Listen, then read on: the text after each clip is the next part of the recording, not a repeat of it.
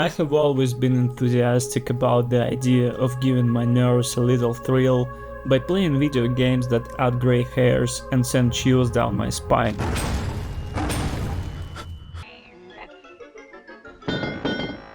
One of my favorite nightmare providers for many years has been Frictional Games.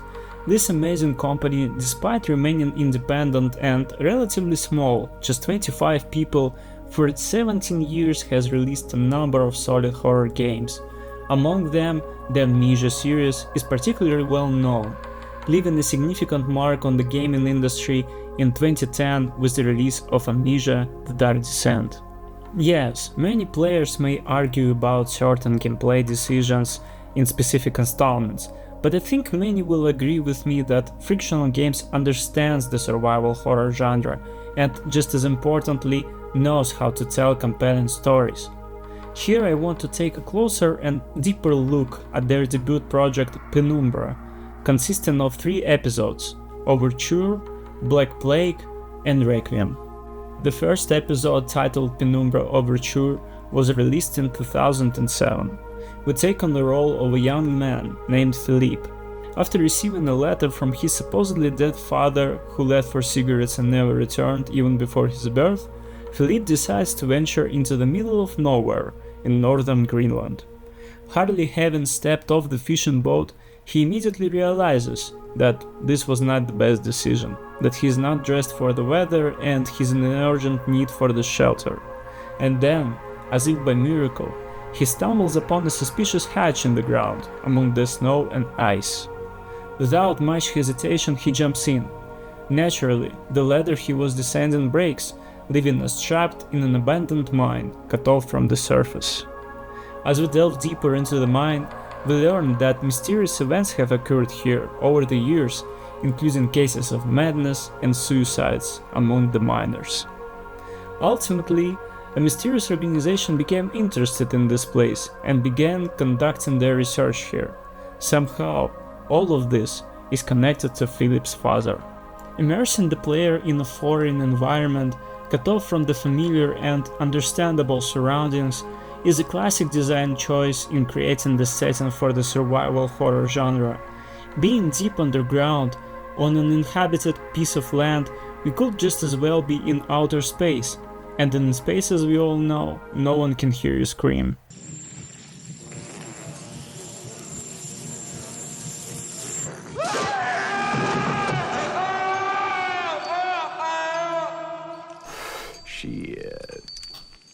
And here, the main motivation of the hero is either to escape or to fulfill an important task, like rescue someone.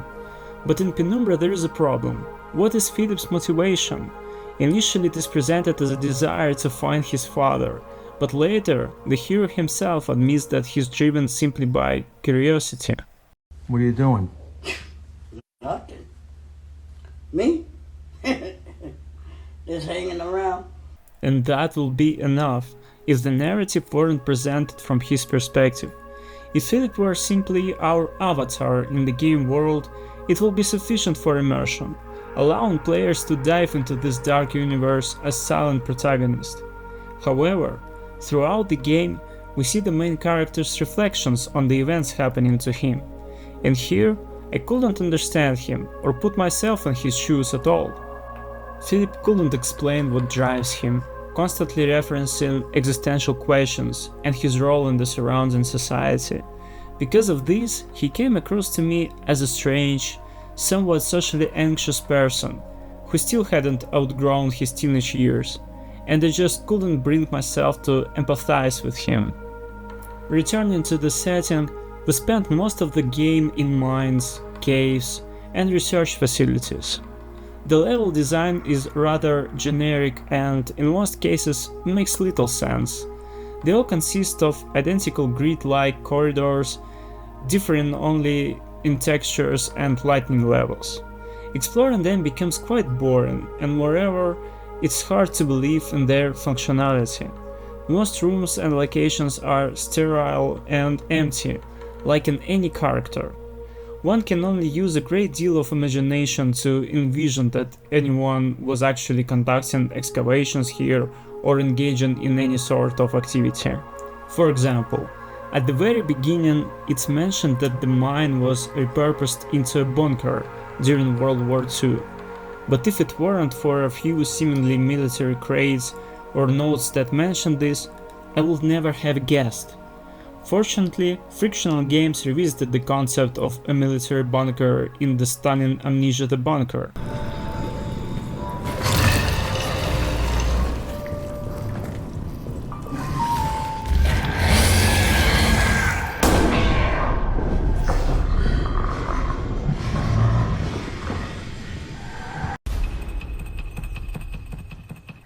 It is important to understand that this was their first project, the first episode of a game that evolved from a technical demo of their home engine, developed by a very small team with modest resources. Weak environmental storytelling is compensated by scattered notes here and there, a hallmark of Frictional Games' later titles. These notes not only help reconstruct the chronology of events, but also set the tone of dark anticipation for something terrible that might happen to the hero in the claustrophobic tunnels of the abandoned mine. Unfortunately, the build-up doesn't always prove justified. For example, the notes of the spider researcher are a chilling read, seemingly taken straight from the Lovecraftian tales, telling the story of a mad miner who resorted to a spider diet out of hunger. Judging by these notes, at some point we should have encountered gigantic spiders capable of breaking down doors and devouring the hero whole. However, in reality, after a while we encounter some rather large spiders, but they are more annoying than terrifying, unless, of course, you have arachnophobia. Overall, the enemies in the game left me with rather mixed feelings. In addition to the annoying and tedious spiders, there are equally annoying and tedious dogs. I mean, don't get me wrong, spiders and dogs can be quite terrifying foes, but here I didn't feel any sense of danger, and the stealth mechanics, which were supposed to be central to interacting or rather not interacting with the enemies, turned out to be useless. In some areas it seemed simply impossible to crawl by undetected, and I couldn't throw the meat used to distract dogs far enough. After enduring long struggles with stealth, I eventually changed my approach. Yes, it's clumsy and quite slow, but once you clear an area, you won't have to waste time and effort trying to sneak by undetected anymore, as the enemies do not respawn. If, like me, you are not impressed by the dogs and spiders, just wait until you encounter the grey stone ward.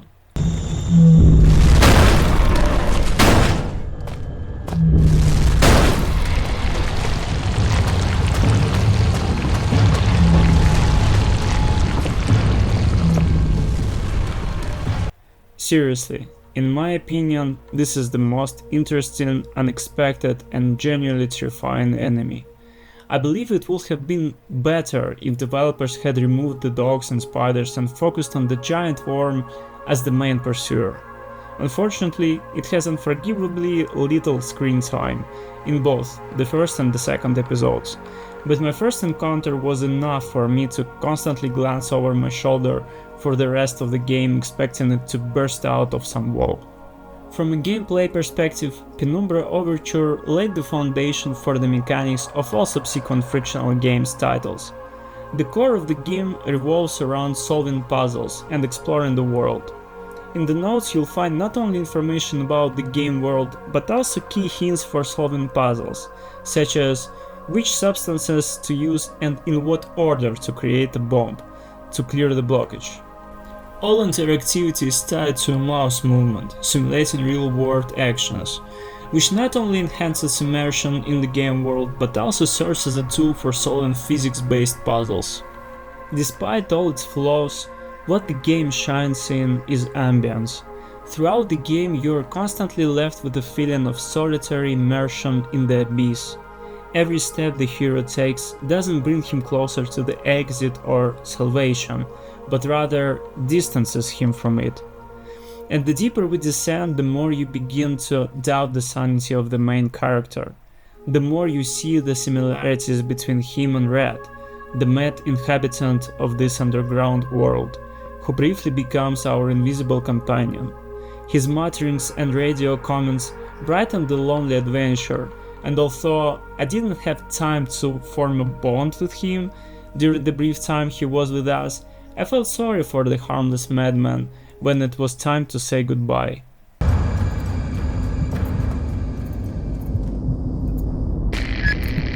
There should be some insect repellent in that red and white cross box in that room. Just in case those spiders found your flesh delicious. How does my brain flesh know your fluids are leaking? Because the red tricked you.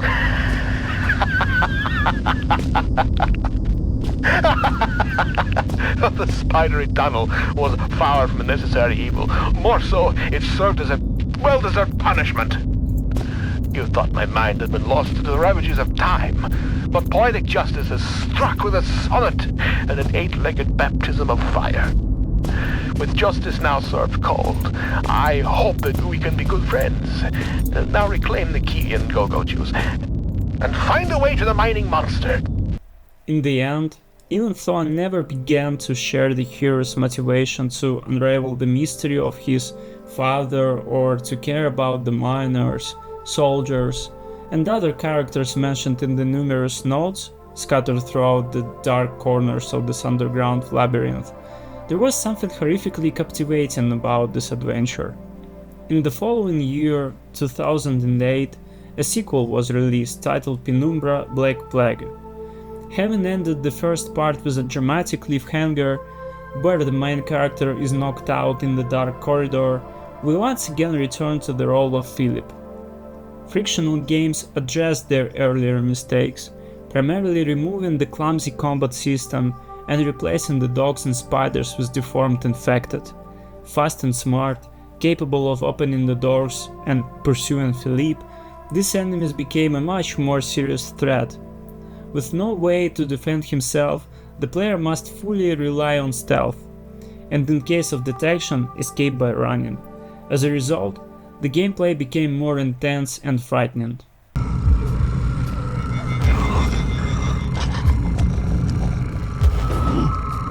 Must have been right. There is no point denying.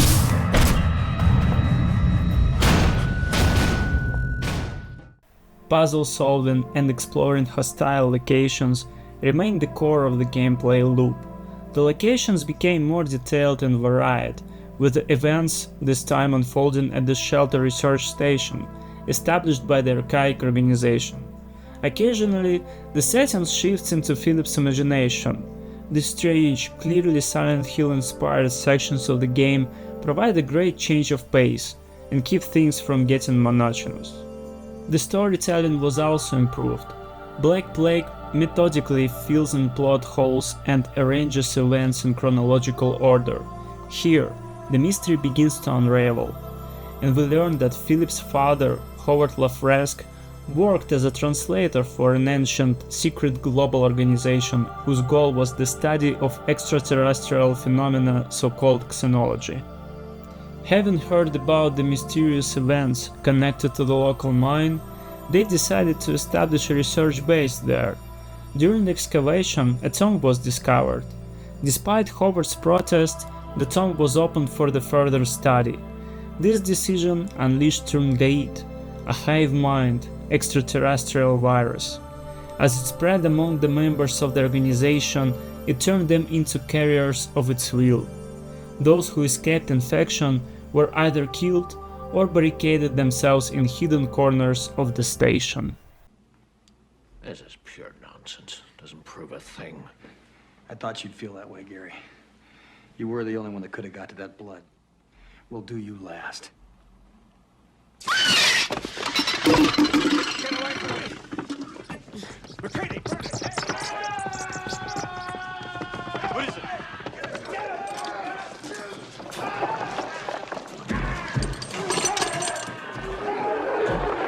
Sounds great, right?